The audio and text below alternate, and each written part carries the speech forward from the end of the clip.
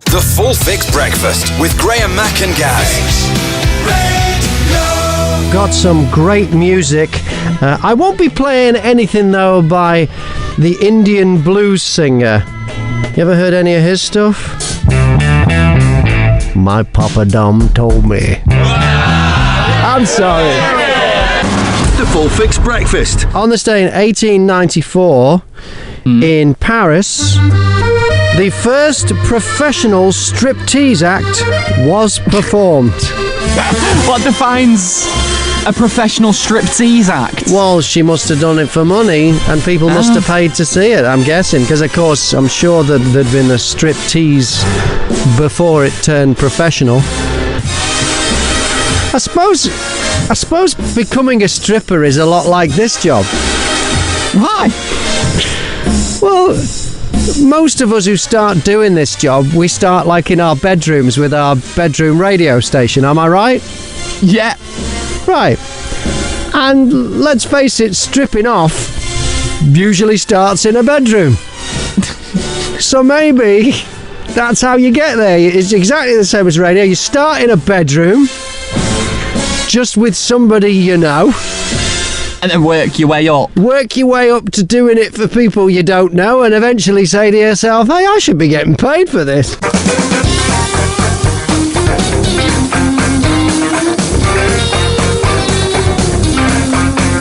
All Clint Eastwood movie titles sound like brands of condom.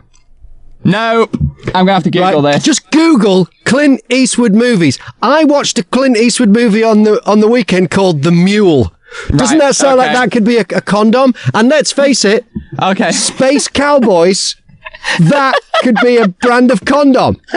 Okay. So how about this? Just for a brand of condom, what about this? Dirty Harry. Dirty Harry. There you go. Dirty Harry.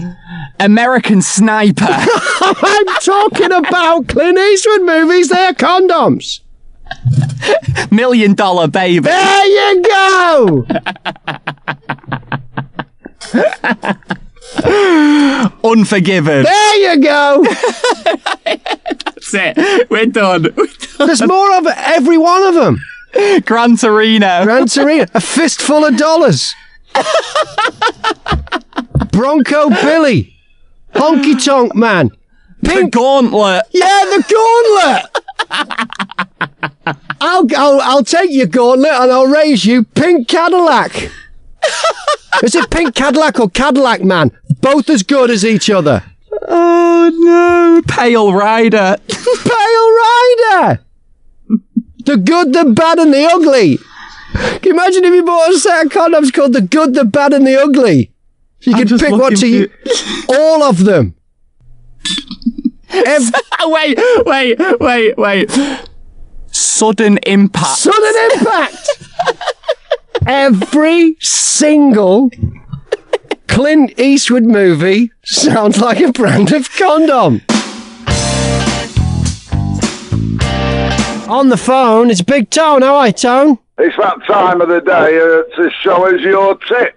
Yes, it is, yeah. What do you got for us then? It's a good one, yeah. And it works every time, as always. If you smell gas at home, when you're at home, whether you got a family or whatever, blah, blah, blah, a really good tip is, if you want to find where the leak is, go into each room and strike a match. Now, it's guaranteed that you'll find a leak, but the problem you've got there is you will probably only hear the bang once. Yes. So make sure you don't miss it. Yeah. All right. Yeah. You'll definitely find the leak, and then you can obviously call the gas for that, or somebody can. All right. Thank you very much, Tone. Another very useful tip there in Show Us Your Tips from Big Tone. Do we legally now have to say don't do that tip? Well, yes, because there are idiots listening. Can you imagine if someone blew themselves up and came back with loads of missing limbs and was just like, because of that Big Tone on Fix Radio? Yeah. Blame us for you being an idiot. Yeah. I mean, is that not just No, actually, we would get into trouble. No, I had that once. I had a fella, I said arse on the radio once, and you're not supposed to. So this fella... Are you allowed to say that, aren't you? No. So this fella rang up And he said to me, you just said arse on the radio. And I went, you've just said it. And he went, I'm not on the radio. And I went, yes, you are. And he went, no, I'm not. Don't say arse on the radio. I said, you've just said it again. And then, right, so then we get a complaint to Ofcom. And Ofcom say, you put him on the radio and he didn't know he was on the radio. I said, I told him. I said he rang the on-air number where we take people on the air. So first of all, how silly is he to ring the number we keep giving out and then think he won't go on the radio? So that was the number he rang, the on-air line, and then was confused when he was on the air. And when I told him he was on the air, he didn't believe me. And you know what? They upheld that complaint. Wow. And I said, I couldn't do any more. What else am I supposed to do? And they said, and this is how they got out of it. This is how Ofcom, they have to justify their existence, because we don't need Ofcom. We don't need someone to complain to about stuff you heard on the radio. Just complain to the radio station so they can ignore you. Anyway, Ofcom said, yes, but clearly you knew he didn't know he was on the air. So it's your fault. So it's my fault, yeah. It's your fault. So, yeah, we do have to say, don't look for a gas leak by lighting a match. Because you will die. Because do not do it. Ofcom is there to help idiots. Yeah. Why do we want to help idiots? Let them blow themselves up. Then we'd have less idiots. Graham, Mack and Gaz, as we get closer to Mother's Day, and we had an idea because a lot of the Mother's Day cards are pretty much the same. They've got the same rhyme in them. As wonderful as you. Yeah, that's not very creative. And it's the formula. These days there should be, different Mother's Day cards, like, different categories maybe. Adopted, surrogate, test tube, I don't know. Used to be my dad. That's still my favourite one, is Happy Mother's Day, former dad. Glad the surgery turned out so well. So we're looking for that kind of thing. Where do they send them? Because what are you going to do? You're going to mock this up as an actual card, the best one we get. Yeah, we're creating like a collection of the worst Mother's Day cards we can possibly come up with. So I've done like a little template. It just says to Mum and then Happy Mother's Day from Fix Radio. And then I've left the whole middle of it blank. So if you want to send me your suggestions, text them in, tweet them in at Fix Radio Manx. Text is 81400. Start your message with Fix. 81400. Start your message with Fix. Yep. And we'll put them on the front of the card. I mean, you know what would be good, actually? If we got a good collection of these, we should actually print them. And, what about this? Would you get in trouble for this? Would I get in trouble if I went into a card shop and started just planting some of these Fix Radio Mother's Day cards around? Sneak them in. That's it, yeah. And then you could then take one up to the counter and go, I think this is inappropriate. Can I talk to someone about this? This isn't right. I'm offended. I am outraged by this. I mean, if we did it as well, and we had stuff that was cheeky, but not offensive. Yeah. Toe that line as we are getting quite good at the minute. Yeah. I mean, it's a bit of promotion there for us, maybe, mate. Terry in Oldham has sent this one in. It's not about being the best mum in the world. It's the taking part that counts.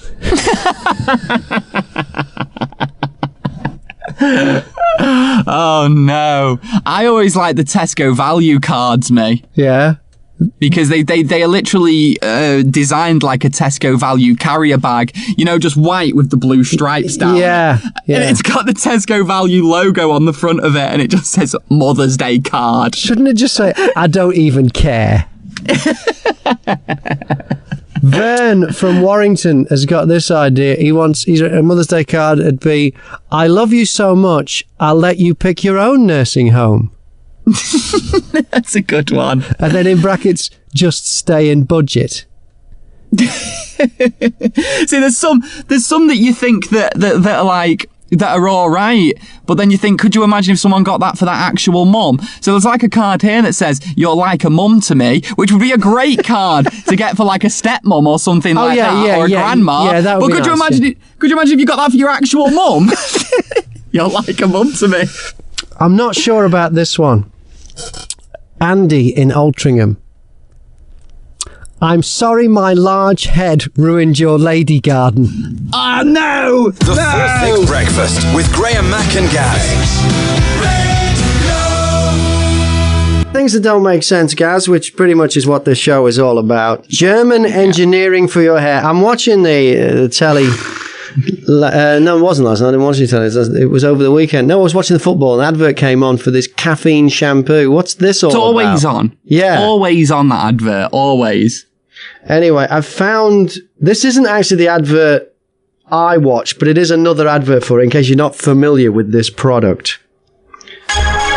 German engineering for your hair. We asked laboratory head Dr. Klenk what happened. Wait a second. His name's Dr. Klenk. That's a made-up German name, isn't it? German name, isn't it? Dr. Klenk. That's like from LOLO or something, isn't it? Dr. Klenk. Anyway, so they asked Dr. Klenk. The growth phases of the hair roots get shorter and... Hang on, he doesn't sound very German. He's dubbed by a voiceover man, hasn't he? Anyway, okay, so... And Alpacine with caffeine is able to prevent that? Indeed. By using it, you normalise the growth phases of the hair roots. Use Alpacine every morning from now on. Caffeine, shampoo and liquid. German engineering for your hair. So it stops you going bald. That wasn't a real person either. No, it was a voiceover... Who, Dr. Klenk? No, yeah, Dr. Klenk in was the not a real advert, you person. can see Dr. Klenk. He's got a white coat on, so he must be a doctor. Oh, okay, fair enough then. And Dr. Klenk How silly tells of me. you that there's something in the caffeine shampoo that stops you going bald. Now, we know they'll never find a cure for baldness, because if you watch Star Trek The Next Generation... Captain Picard is a slaphead. So in the future, Always been one. and everything that's been predicted, Star Trek has predicted everything. So, I don't know. I can't see how is it the caffeine stops I you just going feel like bald. it's one of those little marketing... I mean, I don't know. I've never used it myself. I don't know whether my hair would be thicker after using it, but I just can't see it. It just seems a bit gimmicky to me. You see, I used to drink a lot of caffeine, and I was never hairy inside. As far as I know, my innards are bald. And I used to drink a lot of caffeine, and it didn't grow any hair inside me. You're not coughing up hairballs. No, you'd think that would happen if caffeine regrew hair, wouldn't you? Well, I've been curious to see like whether it does actually work. So I've watched like a few YouTubers reviewing it. Okay. Just a few bald blokes talking about this shampoo to camera. It's Well, it riveting. clearly doesn't work if it's bald blokes talking about it. Exactly. There's this one guy who's done he's done about a 5-minute video of him reviewing this shampoo. And the first comment is, your first problem is you're putting it on your head. You're supposed to drink it. Are you? That's like one of Big Tone's top tips. It that, isn't it? is. Are you suggesting that this is cod science? That they found an ingredient that previously wasn't in shampoo, put it in there, and then claimed it can do miraculous things? Like we say, right, if they could patent the cure to baldness, Yes. it would make you the richest man on earth. Yes. So I don't think that this is genuine. However, I've never tried it. But you've got to admit, though, if it's not genuine, it's a great marketing campaign. Why? If you look at your target market for shampoo, your bald demographic is not going to be a big one. But they've now made bald men buy shampoo.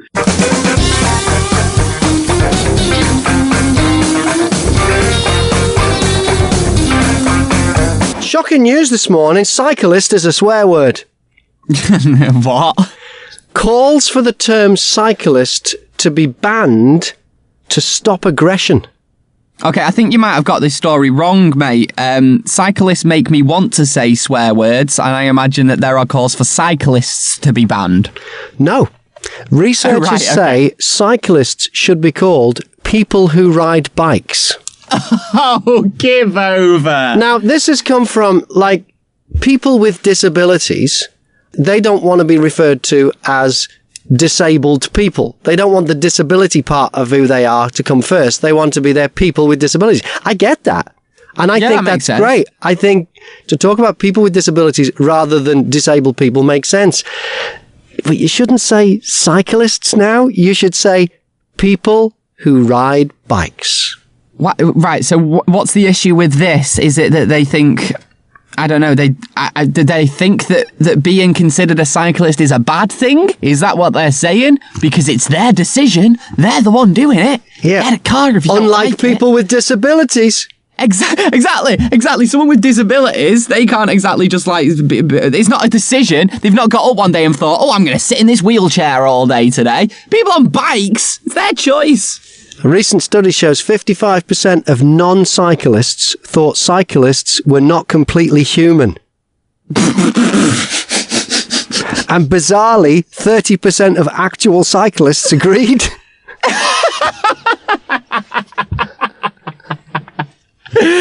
You know that Sophie cycles to work every day. Why? I don't get that. Because like cycling is the most dangerous thing you can do on the road. I forget what the stats are now, but it's something like you're 100 times more likely to be killed or seriously injured in an accident on a push bike than in a car. It might even be higher than that. I say if a push bike was invented today, and they said, you can drive this on a road with a 70 mile an hour speed limit, people would be like, no, you can't. We're not allowing that. Yeah, totally. But because the bike was there first and the car came second, they don't want to take away the bike.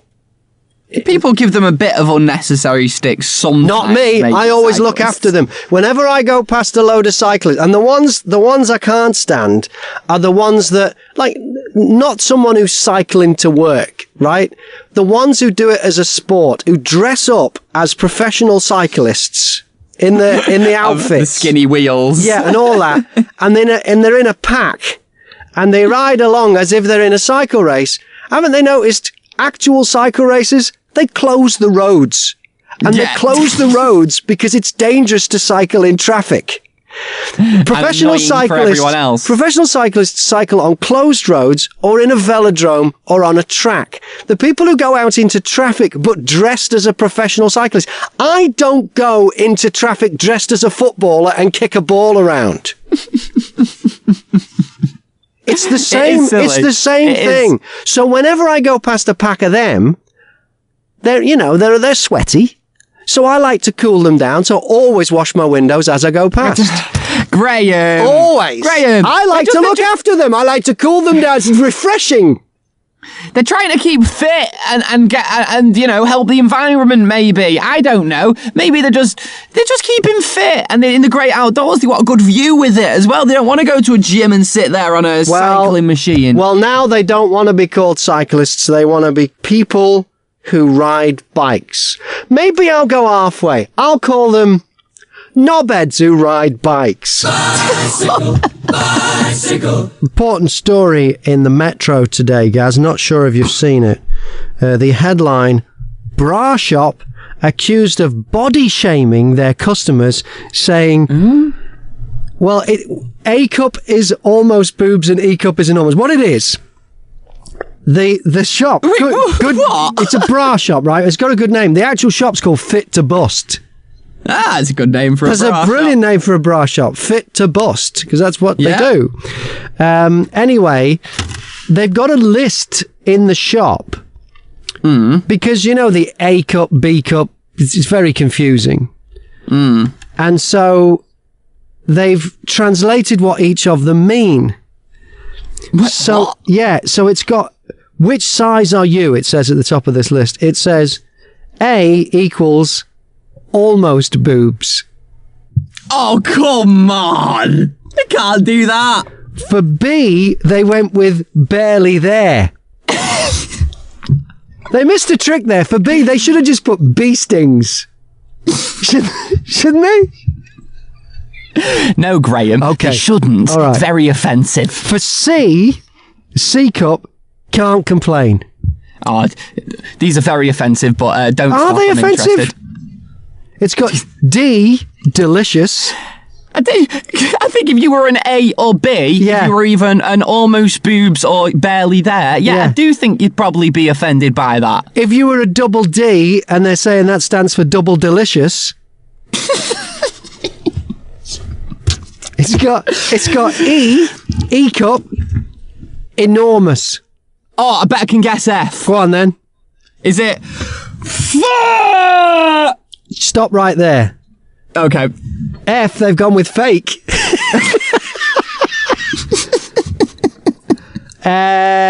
G, get a reduction.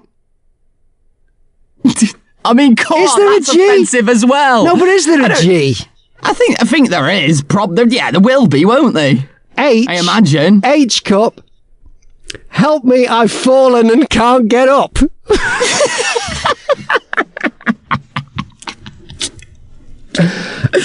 J, jealous of your jugs. Right. K, keep off kinky. I don't know what that's No, I'm supposed not to mean, even really. sure what the reference. And L, you're having a laugh. I don't think there is an L cup, is there? Also, that L doesn't work because your begins with a Y. I know they're trying to say that laugh is in there. No, that's not how it works. Okay. It needs to be right. So no, I'm not having that, mate. And also, I do think that is incredibly offensive because I do think that sign was probably put together by a bloke. And they were his descriptions of bra sizes. It is confusing for blokes, though. It's nice that maybe it's been simplified. Ever so it's like, but I wouldn't describe an A cup or a B cup as almost there or barely there. Look, as a bloke who's been on this earth for 23 years now, and I've been a massive fan of boobs for about, 10 of those years. Okay. I just want to say that all boobs, no matter the size, are wonderful and lovely. Well, we all know that. But when it comes to getting the correct size bra, if a bloke goes into a bra shop, he hasn't got a clue, has he? Unless it's, this ABC, they can have this translation, but unless it goes egg cup, teacup, bowl, basin, bucket, skip and quarry, he's not really going to know what size is which, is he? No, and yeah, I mean, I'll be honest, it slightly helped me actually in understanding bra sizes. Well, there you go. See, it's all part of this bra shop fit to bust. It's part of their service, so we shouldn't knock it. It's like with boob jobs. Boob jobs come in 3 sizes. You know, the implants, there are 3 sizes. Oh, really? Yeah. There's small, medium, and I really want this job. The Full Fix Breakfast with Graham, Mack and Gaz. I was on BBC Radio 5 Live yesterday. Did you catch it, Gaz? Nah. I only listen to Fix. Yeah. Well, so do I, but I was on this thing about the Michael Jackson thing we're doing. Right. Emma Barnett was the lady's name. I think she's a good journalist. I think she's actually a good radio presenter. Yeah. Anyway, this is how I got on. See what you think. 5 Live yesterday. Concludes tonight on Channel 4 featuring... Oh, I started it. There you go. A 2-part documentary on Michael Jackson's life concludes tonight on Channel 4 featuring further allegations that he sexually abused at least 2 young children. We've been speaking about it throughout the day here on 5 Live. Earlier, 5 Live's Your Call programme heard from listeners about how they felt about Michael Jackson's music now. Just before we go any further, notice how she said 5 Live twice there. She goes, I'm 5 Live and we have 5 Lives this and 5 Lives that and 5 Lives that. So she understands that you've got to sell the name of the station. Yeah. Yeah, all right. Just bear that in mind for a little bit later on. Here are a couple of callers. He was an all-round great performer, and I think he did many good things. As everyone just talking about his dancing and his music, but he did many good things as well. Hardcore Michael Jackson fans are very much like Trump's base, right? Like whatever Trump does, they're not going to budge. They're always gonna love him. But I was left feeling really cynical, and I something's just not. It doesn't feel right. It doesn't feel right at all. Michael Jackson, of course, strongly denied the allegations made against him over the years. But one radio station has made up its mind already. Fix Radio, which broadcasts on digital in London and Manchester, mostly for listeners in the building and construction trades, has banned Michael Jackson's music from its station. And we thought it'd be interesting to hear from Graham Mack, who's Fix Radio's programme director, as a reaction, if you like, to this documentary. Good afternoon. Good afternoon, Emma. Why have you taken this decision? Well, I saw the documentary, the first part, on Tuesday night, and then after I'd seen the second part on Wednesday night, I felt uncomfortable hearing Michael Jackson's music from then on, and knowing that the thing was going to be on Channel 4 last night, it was yesterday morning, we decided that we'll take his music off the playlist. I mean, as I just said, the allegations were denied throughout his lifetime. He's of course no longer here to fight them himself. So do you think in some ways you're playing judge and jury? There's no doubt that Michael Jackson acted inappropriately. I mean, a 30-year-old man sleeping with a 7-year-old child is inappropriate. But having seen the documentary, it looks to me like something definitely did go on. Of course, that's what a lot of people who got in touch today were saying as well. A lot of people on Twitter, but of course there's the other side, very passionate people on the other side saying, he's not here to defend himself. This isn't true. Talking about the credibility of those two men who are featured in the documentary. I should also mention the Jackson estate statement, which says this is yet another lurid production and an outrageous, pathetic attempt to exploit and cash in on Michael Jackson. Wade Robson and James Safechuck, those are the two men, have both testified under oath that Michael never did anything inappropriate to them. Safechuck and Robson filed lawsuits against Michael's estate. Both lawsuits were dismissed. This so-called documentary is another rehash of dated and discredited allegations. It's baffling why any credible filmmaker would involve himself with this project. That was a long question, wasn't it, Gaz? Yeah, a little bit. How many questions was there? I don't know. I don't even know if it was a question.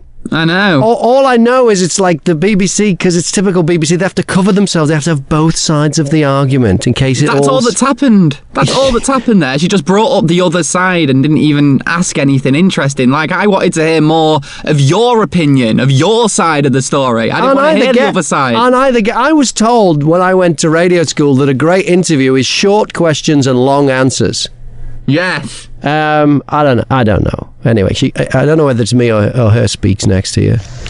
Well, if the documentary makes other people feel like it made me feel after seeing it, I don't think our audience wants to hear Michael. I mean, our audience is predominantly men. We're a radio station for builders and tradespeople in London and Manchester. Okay, so I've got the plug in there for the radio station. Yes. So I'm going to ding this every time I get a plug in. So that's one, okay? And remember, she's already done 2 for 5 Live. Including hers, yeah. Oh, no, and she did 1 for us as well. Yeah. Okay, right. And our audience are dads and sons and brothers and uncles. And if they don't want to hear it, well, then we're not going to play it. And is that the feedback you've had?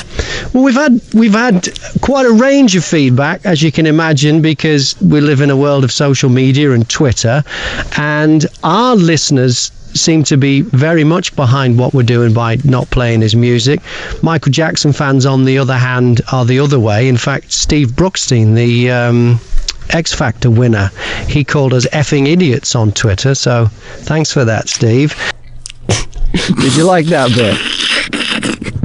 I love that. You should have that actually happened. X Factor has been, though. You should have gone fully in for him. I was in 2 minds whether to say, listen, Steve, we'd ban your songs if any of them were any good. Yes, but we're not playing them anyway. If you'd had any hits, we'd stop playing them too. Yes. Well, I chickened out. I didn't say it. Yeah. And I've just found out that we have promotional vans that deliver bacon sandwiches to building sites. We've given away over 20,000 bacon sandwiches in the last couple of years to building sites in London and Manchester. Can you drop one off here as well, please? Yeah, go on. one of our fleet of vans has been vandalised this morning. It was at a building site in Banstead in South London, and MJ's Innocent has been scrawled on it in what looks like spray paint. Wow. Now she says wow, right? Yeah. But that's a scoop. That was 5 Live. That actual moment there. I mean, I've tweeted it since, and it's out there now, and it's been picked up by. There's Australian media organisations have reported this now, that the van was vandalised. But I gave 5 Live, which is supposed to be a news organisation, a solid gold scoop, and she just goes, "Wow." She should have just gone, because I didn't warn them, I was going to say, because I literally had only just found out. But I think they missed a trick there. So the reaction has been, both sides of it. Yeah, but I mean, our audience seemed to think we're doing the right thing. Yes, although that's quite an astonishing attack already. Yes. I mean, there is an argument. And then they move on. She just left it. She should have made more of a big deal of that. The fact, can we just stop a minute and just talk about how mental it is that someone has done that? Yeah. I was quite impressed they put the apostrophe in the correct place, though. So they're obviously a well-educated vandal. It said MJ's innocent.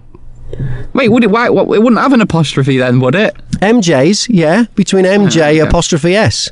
It didn't say MJ is innocent. It said MJ's innocent with the apostrophe in the right place. Anyway, argument that you can separate art from the artist, even if you don't like something you've heard about the artist. Of course, that could be a very mild way of describing your reaction and others' reaction to what they see in this very harrowing documentary. But what about that idea that, you can still enjoy the music even if the person making the music is not to your taste or has been alleged to have done something? Well, how many people buy Hitler's paintings? Now, was that too far? BBC Radio 5 Live. You didn't bat an eyelid, mate. You just went straight out with it. You're comparing him to Hitler. Yeah, let's just do it. Let's just drop the H-bomb. Now, Julie says I went too far. She says I lost a bit of credibility there. She says up until then I was doing well. I don't think you've lost credibility. I just think that people often roll their eyes instantly as soon as they hear about someone being compared to Hitler, because he's like the worst person ever. Yeah. No one will ever be as bad as him. And it's like Michael Jackson was awful, but he wasn't as bad as Hitler. So a lot of people would just be like, right, well, he's exaggerating now. Anyway, I love that. I mean, that's a bit more of a reach, isn't it?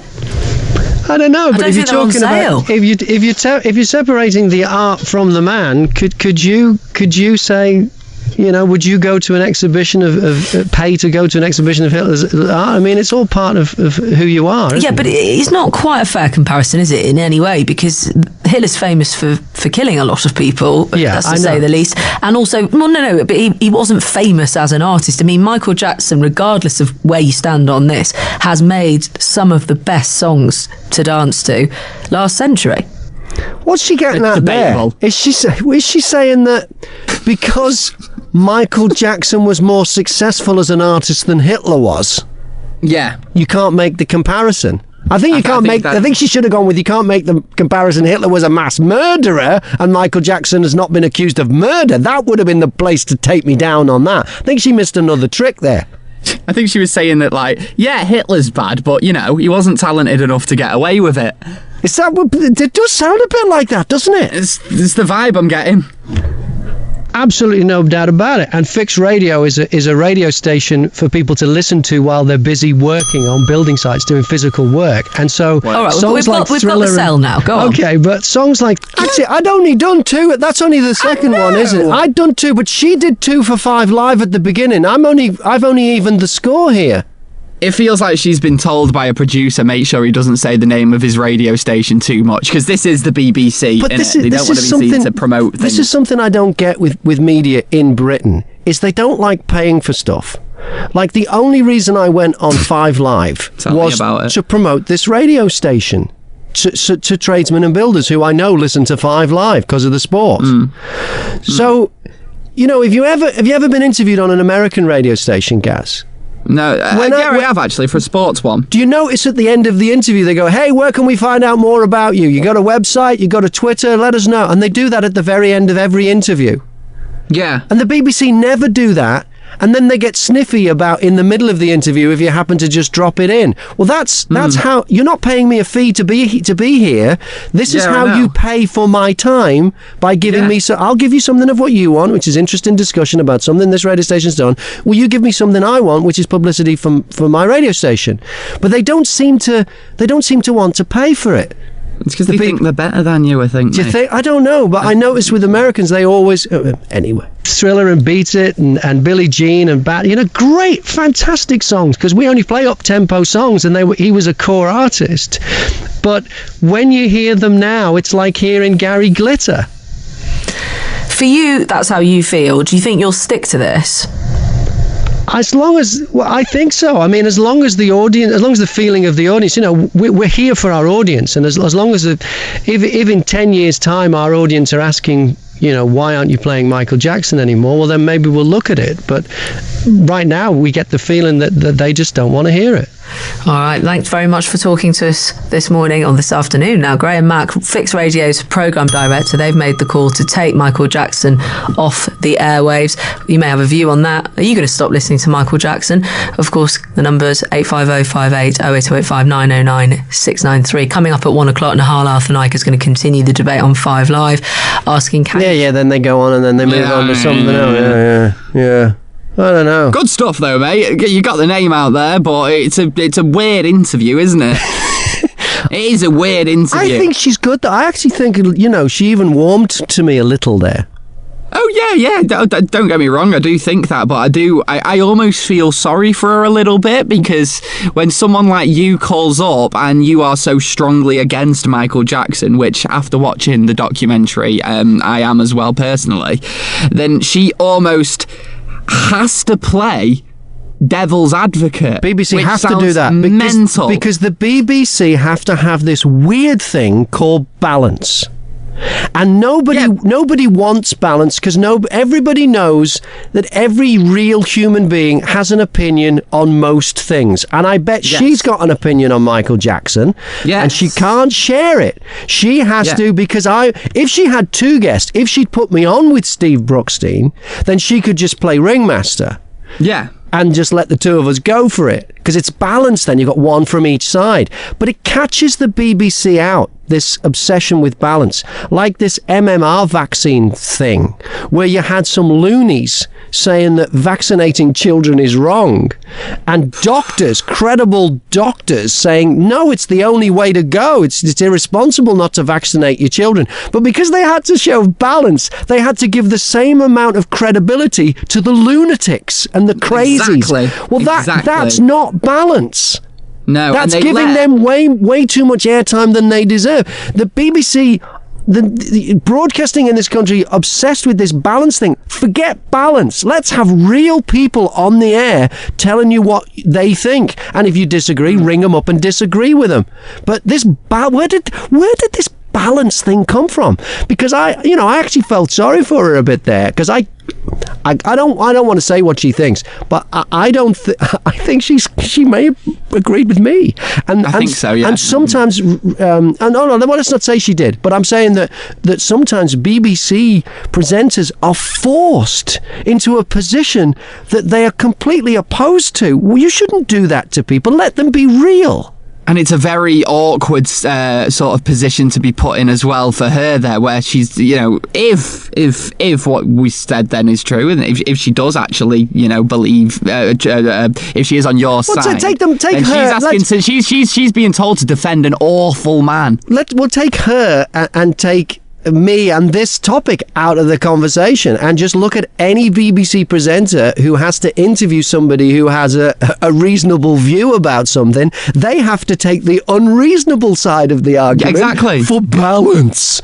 And it's ridiculous. It is ridiculous, and I don't know why. And people are uncomfortable in this country as listeners when they hear real proper radio where people have opinions and points of view. I can remember when I first came to this. First came to this country. I was born here, but I lived in Australia and New Zealand for 14 years. When I came back to Britain in 97 and I was on the radio in Bournemouth, people used to complain. One guy complained, lots of people kept saying this, he shouldn't be allowed to go on there and spout his own point of view. Right. Well, who's completely missing the point of the whole the whole medium. And it wasn't particularly that they were offended by what I was saying. It's just they'd never heard radio like that. Now we've come a long way since 97. We're a bit closer, and we've got more commercial stations where you're given a little bit more leeway. But Ofcom fined, who was it the other week for not being balanced and all this, wasn't it, on a commercial station? I mean, we've got to get over this, that this balance is hurting debate, and it's stopping people being real, and it's holding back the medium of radio.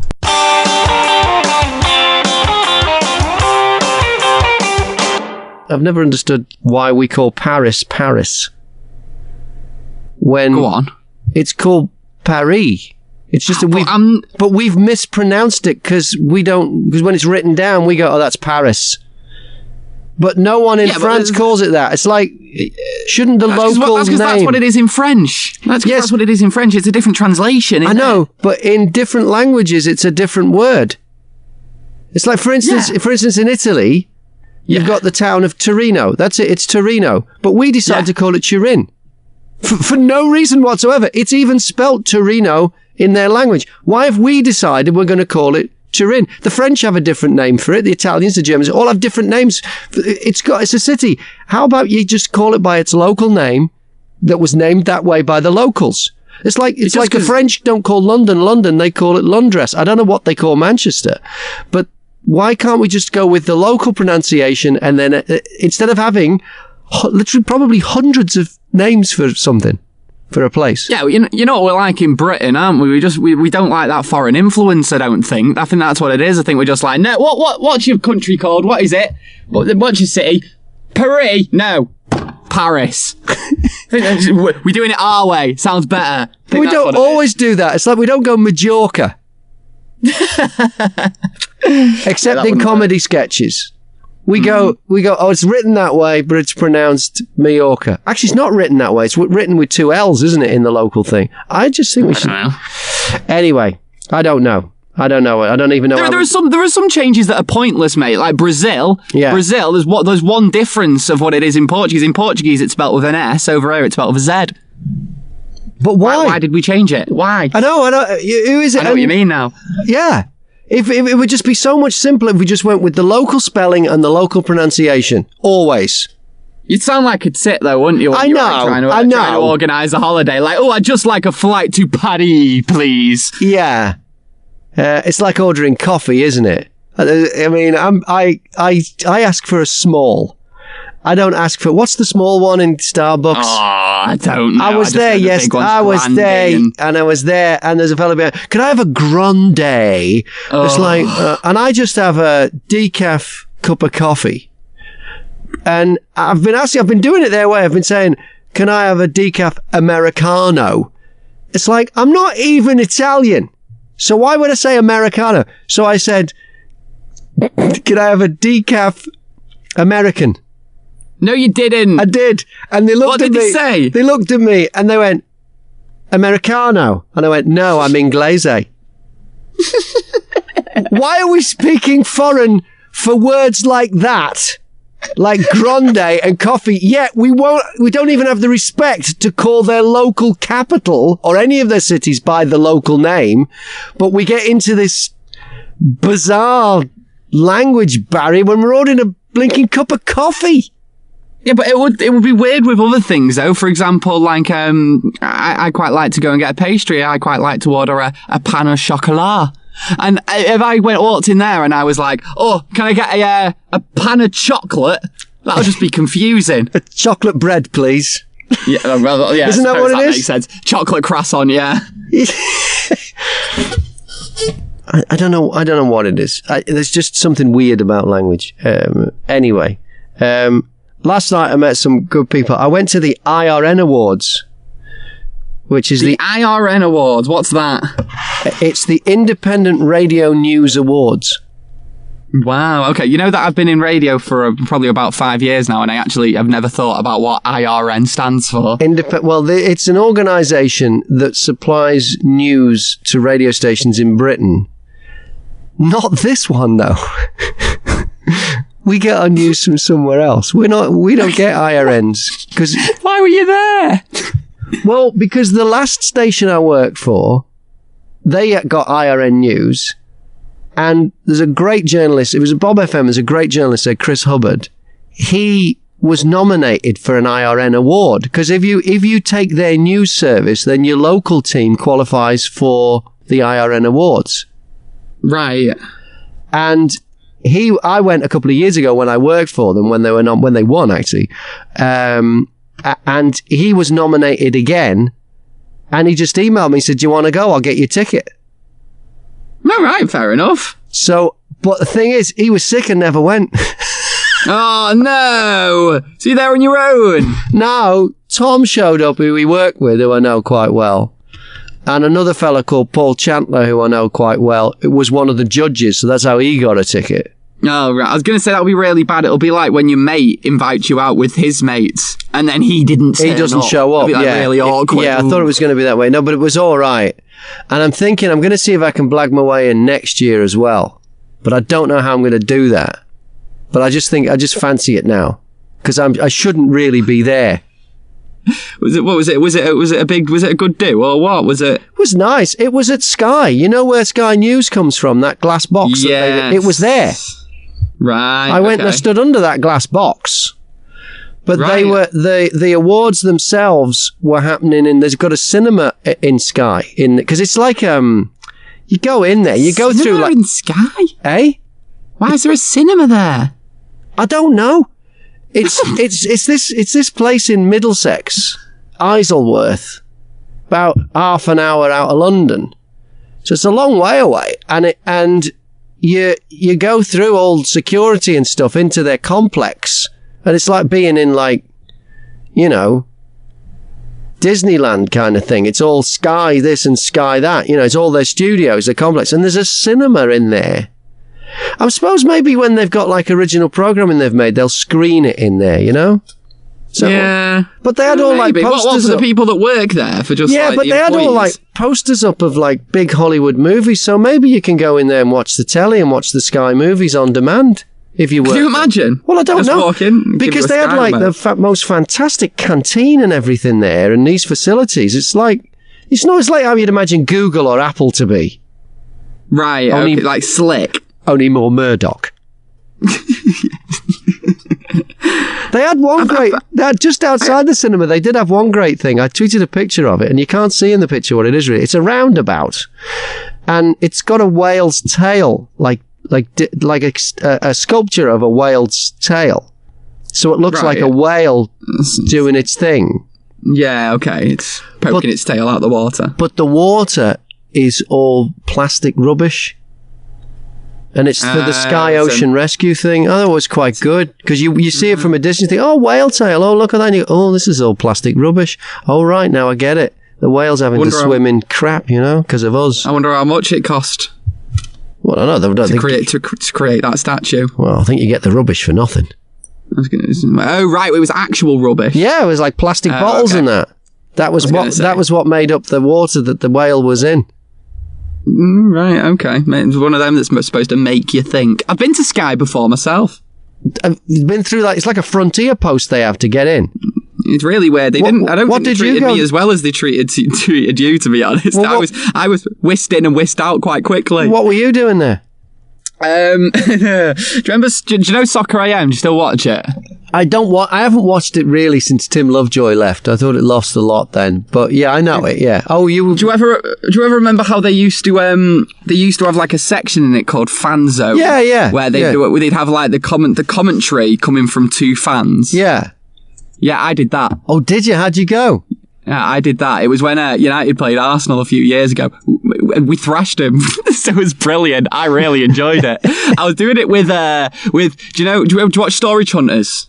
I've seen it. I don't. Okay. Yeah. Storage Hunters UK, right? If you just watch one episode, there's one character in it who stands out more than anyone.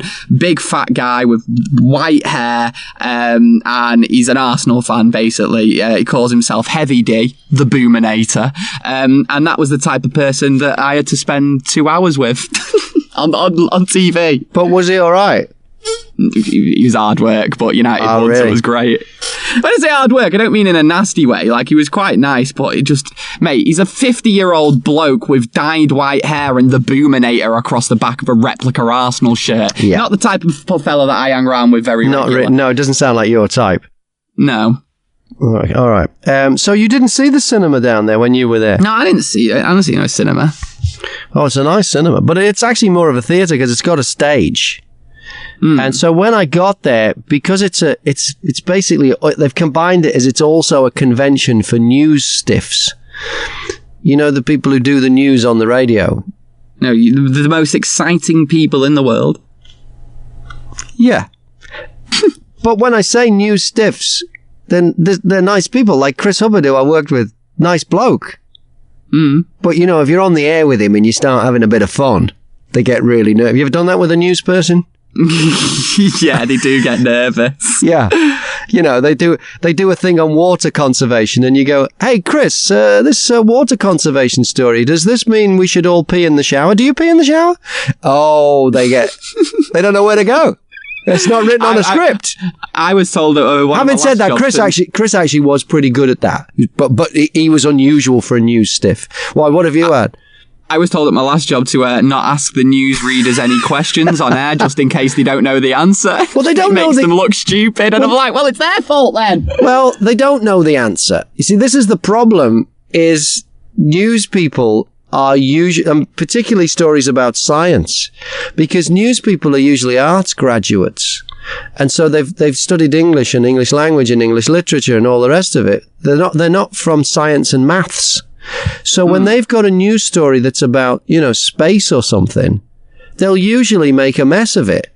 Like I've heard news people report that, you know, Richard Branson's spaceship, whatever it is, you know, was blasted into orbit. When it doesn't orbit, it just goes up and down. But they don't know the difference.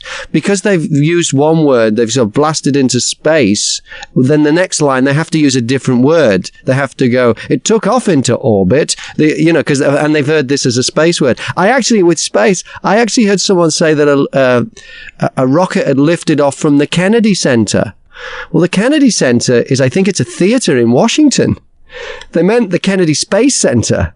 Right, okay. But, you know, journalists cannot possibly know everything on every topic, but they are forced to write and read stories about every topic as if they know about it.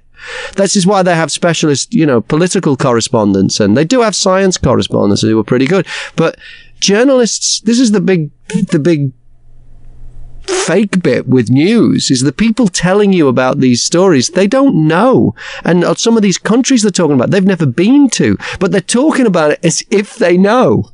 We're probably not going to have news at 8 o'clock, are we, today? I think they'll be on strike later, yeah. I think they'll all be gone. Yeah. Oh. So anyway, I get there early, and it's like, you know, this news stiff fest. And Kay Burley's on stage with Beth Rigby. And actually, Kate Burley did a great job. I'm not sure about Kate Burley. Julie loves her, thinks she's great. I'm not sure. But anyway, she hosted the whole thing and she was really good at that. And she's on stage with Beth Rigby, and Beth Rigby is the new political correspondent or reporter or senior something or other for Sky News. Because, oh, by the way, IRN is owned by Sky. That's why it was at Sky. Yeah. So your news on your radio is usually coming from Sky. That's what's going on there.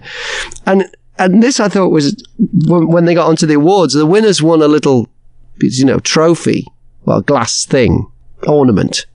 The winners of the IRN. Doorstop. Yeah.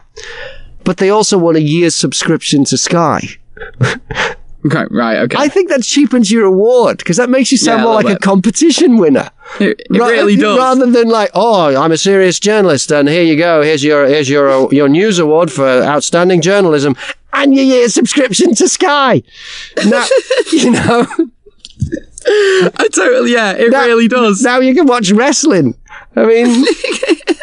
Great. It's just Westworld on demand. Well done. For me, that just cheapens the award.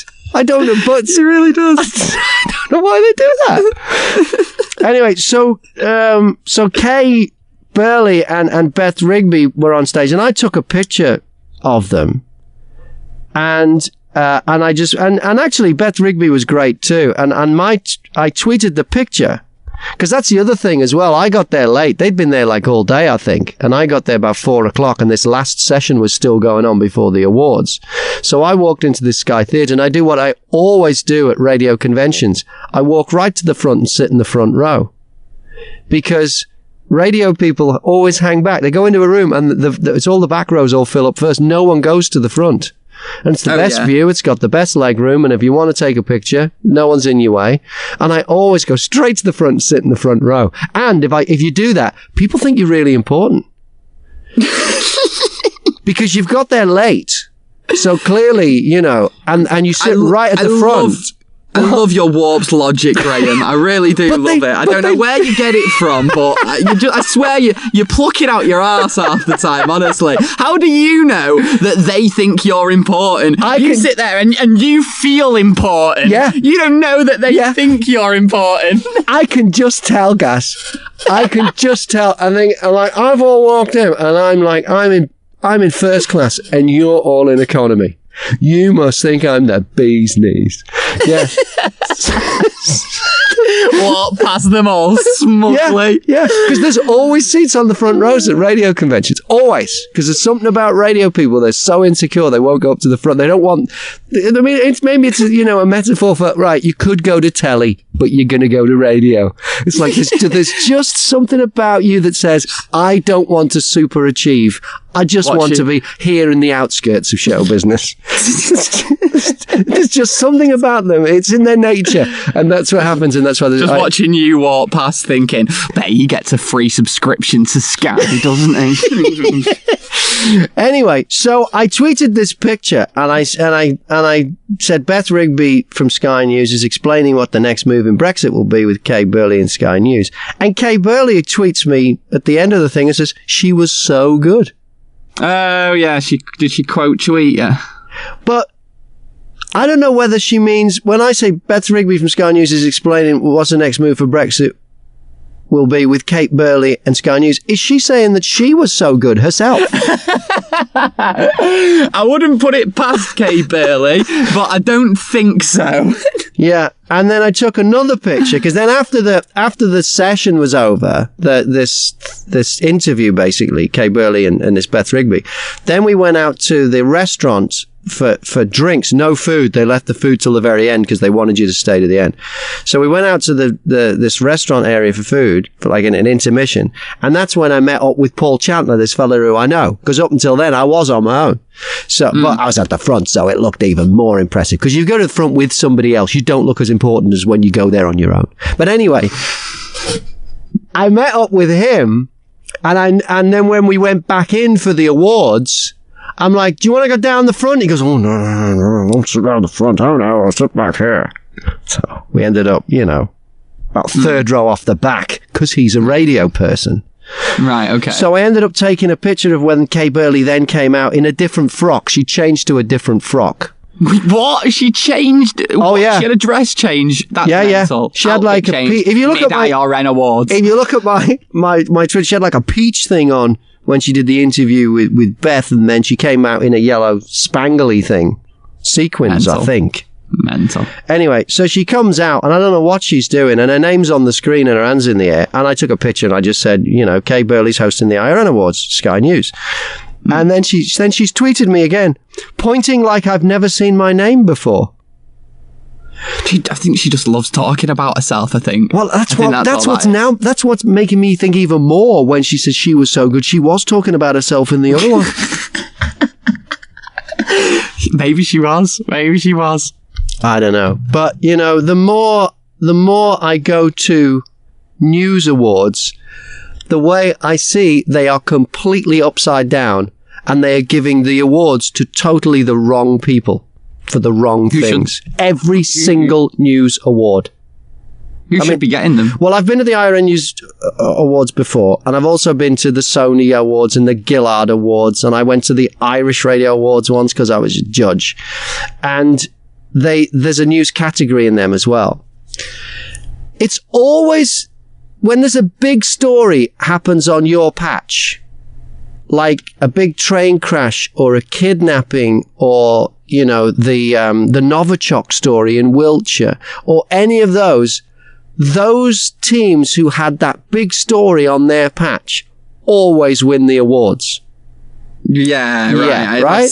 I know what you're saying with this. And what I'm saying is, if you are a broadcast journalist and you've got an international story, or even just a national story, that happens to be happening on your patch, you don't really have to do that much work. Because it's a big story. The judges will know the story when they listen to the audio. And you've got lots of, actuality to record, lots of people to interview. It's a big, big story. The awards should be given to the news teams where bugger all happens in their patch. And they've managed to take, literally the local pothole situation and turn it into riveting entertainment.